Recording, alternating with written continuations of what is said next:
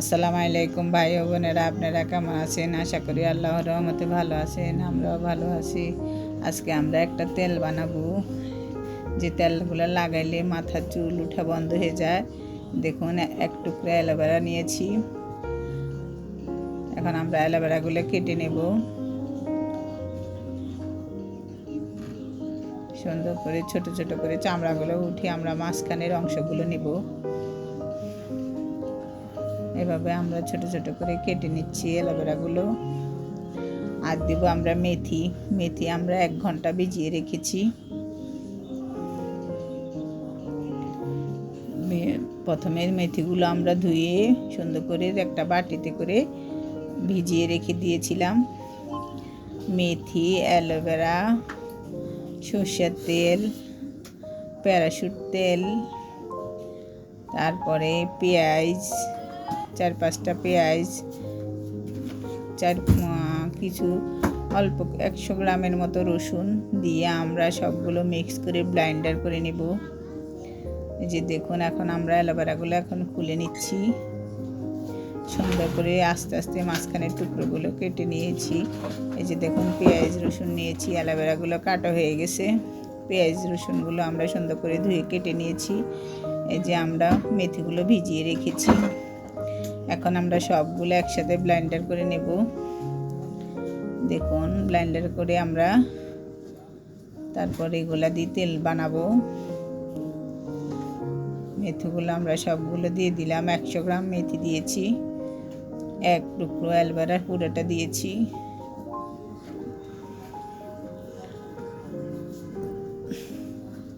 সামান্য একটু পানি দিব, যে পানিগুলো আমরা মেথি ভিজিয়ে রেখেছি ওইগুলো দিলেই হবে। এখন আমরা চুলায় তেল দিয়ে দিচ্ছি। দেখুন, আধা কেজি প্যারাশুট তেল আমরা পুরাটা দিয়ে দিব, আর 250 গ্রাম সর্ষের তেল দেব।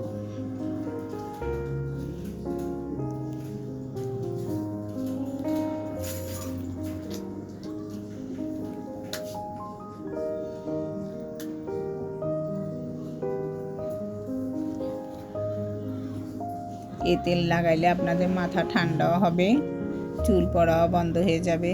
দেখুন, আমরা সব ব্লেন্ড করে নিয়েছি। এখন আমরা সব তেলের সাথে মিক্স করে চুলায় অনেকক্ষণ এভাবে নাড়তে হবে। চুলা একদম কমিয়ে নাড়তে নাড়তে দেখুন কেমন হয়। এই মশলার নির্যাসগুলো তেলের সাথে অ্যাডজাস্ট হয়ে যাবে, আর আমরা আস্তে করে তেলগুলো ছেঁকে নিয়ে নেব।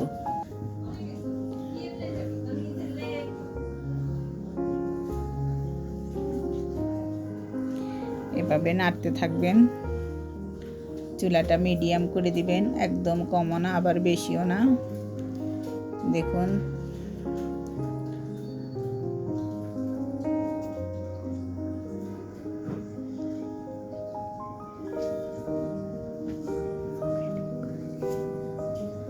দেখুন কেমন হচ্ছে।